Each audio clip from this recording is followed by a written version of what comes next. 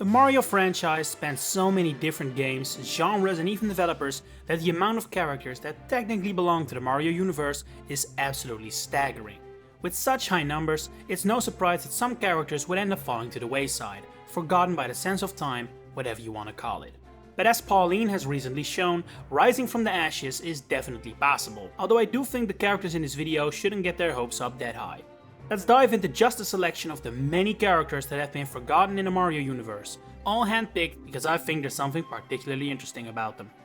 We're gonna start far, far beyond the Mushroom Kingdom in the Sea Slide and Deep Dark Galaxies, featured in the first Mario Galaxy game. Here and only here, Mario comes across Guppy, who is also the only orca whale in Mario series history. Apparently those are galactic creatures in this universe, huh? Anyway, for certain missions, Guppy takes over the galaxy in question and challenges Mario to a swimming challenge. He has to follow after Guppy and swim through the rings that the whale leaves behind in order to be rewarded with a power star. Guppy's contribution to the game may be minor, very minor, but he has always stuck in my mind, probably because I used to own a copy of his trading card when I was a kid. Yes, this extremely niche orca got his own trading card as part of the Super Mario Galaxy line, which is in and of itself a crazy feat really. Interestingly enough, the developers originally created Guppy to be a member of the dolphin species seen in Super Mario World, but as his role more and more became that of an intimidating bully, his design was shifted into an orca. That also explains why he is still the only member of his species to appear in the Mario series, which will actually become a bit of a common theme within this video. Concept art of Guppy shows he was originally even more intimidating, with an anchovy hanging from his mouth like a cigar. I really like that detail. It's a shame it doesn't appear in the final game.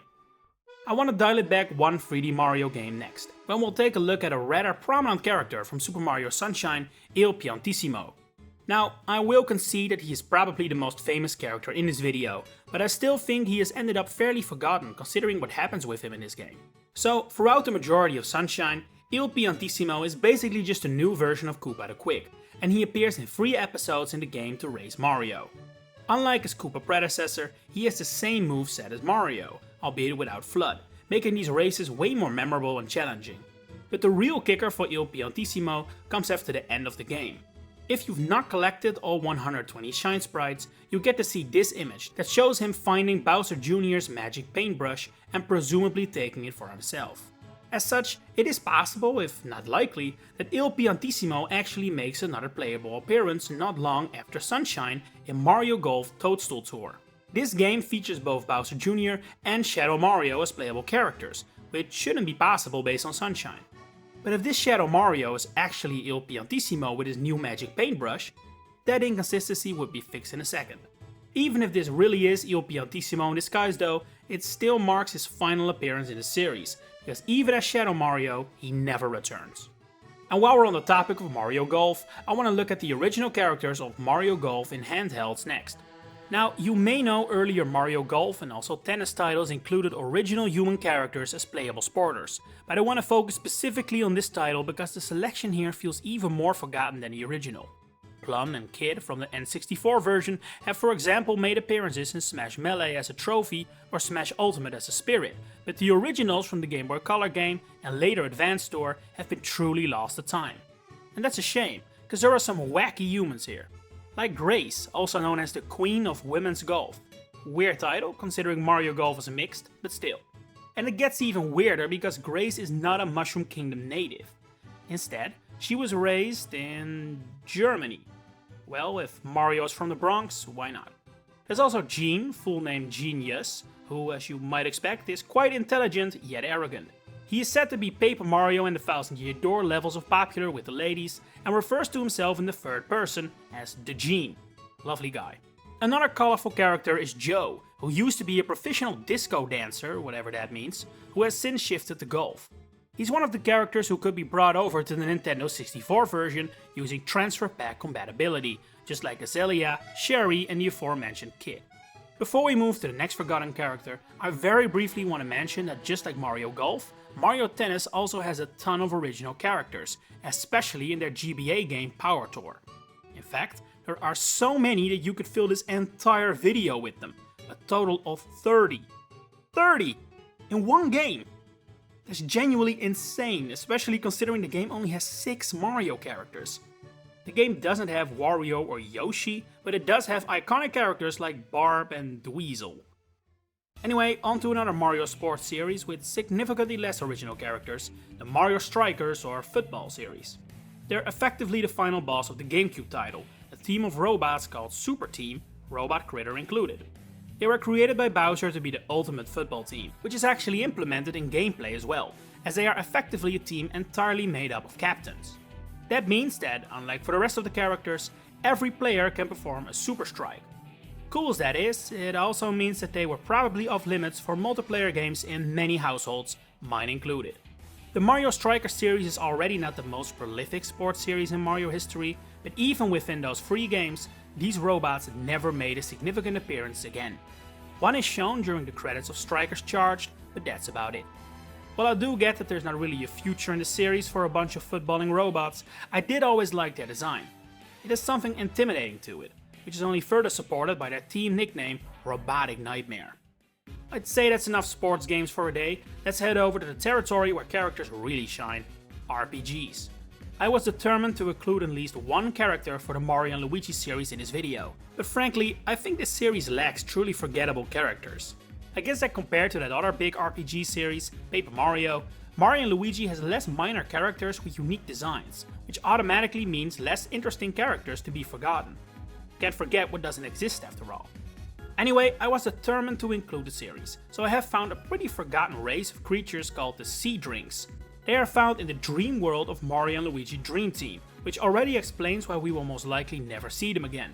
Even in the Mario universe, they're not real. However, there are statues of them on the regular Driftwood shore, so maybe that may also not be entirely true. Anyway, the game features a total of 4 Sea Drinks characters, all siblings, called Cedric, Seabell, Seatoon and Seabury. They all have an affinity with the Dream Eggs. Cedric can harness their power to expand the dream world, while the other 3 siblings watch over the eggs. Cedric may be the dream genie of the group, he's also a pretty stale character all things considered. His siblings though are quite the weirdos. Seabury constantly tells awful jokes, Seatoon believes Mario, Luigi and Prince Dreambird to be the main characters of his favorite show, and Seabell is desperate for compliments. What I find most interesting about these 4 though is how an entirely new species was created for fairly minor characters. They're seahorses, adorned with rings, that is the name, but they also resemble Birdo in a way, suggesting a possible connection we will probably never know the true meaning of. And now finally, I want to look at 2 characters from the Paper Mario series. You could honestly fill an entire video with the many weird and wacky characters of the series, and who knows, maybe I will in the future, but for now, you'll have to make do with 2 characters who both originate in Super Paper Mario. The first is Flint Crackley, but really just the Cracknons in general, and what I find so interesting about them is how unique they feel for a Mario species. They're no funny little seahorses, robots or whales, they're primitive humans, who somehow also have a society with modern technology. Among those is a TV, the Crackvision, which broadcasts Flint Crackley, Crack Trotter, a show in which Flint explores cracks like he's Steve Irwin. It's one of my favorite chapters and characters from Super Paper Mario, yet I never see him or the Cracknons mentioned anywhere, so I felt like I had to put them in the spotlight for a second. I mean, the Cro-Magnons with designs inspired by Picasso's portraits, how cool is that? But even I must admit, they are not the most forgotten characters of Super Paper Mario. I mean, Flint Crackley has a trophy in Smash 4 after all. No, the truly most forgotten character of the game is honestly designed that way. Tiptron. Now, spoilers ahead, not sure if you're still supposed to say that for a nearly 20-year-old game, but oh well. Your main partner in the game, Tippy, disappears after the end of the game. However, for 999 coins, you can buy a replacement for her called Tiptron from Francis. This artificial pixel is designed to do exactly the same thing as Tippy, and her referencing the fact she's not only happens like 3 times. The rest of the time, it's exactly like you still have Tippy at your side. She's designed to be forgotten, and considering she is entirely optional to get and only obtainable in the post-game, which I can imagine not all Paper Mario players even partake in, I believe she truly is the most forgotten character in Paper Mario history. And that's gonna be it for me today. Did I, ironically enough, forget any characters you consider extremely forgettable? Let me know in the comments, and who knows, I might make a follow-up. If you enjoyed this video, please consider giving it a like and subscribing to the channel to stay updated on all my future Mario content. For now, thanks for watching and enjoy the rest of your day.